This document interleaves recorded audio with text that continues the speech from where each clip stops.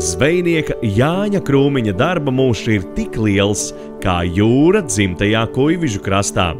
Kā saka Jānis, visu jau vienā brīzē nevar atcerēties.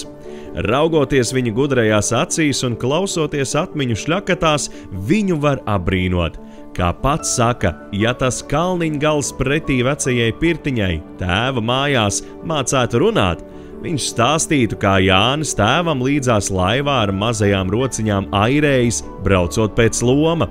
Kā jaunība paskrējusi jūras skolā, skolojoties pie leģendārā Hugo Legsdiņa, kā gandrīz 5 gadus dienējis Krievu armijas flotē Arhangeļskā, kā zvejojis uz kuģiem dzimtajā kolhozā Ankurs un pats piedalījies traļu būšanās, lai gūtu 2 reiz lielākus lomus. Daudzi no Jāņa draugiem jau atpūšas lielajā dzīvē, bet pats vēl zvejo kopā ar dēlu un mazdēlu.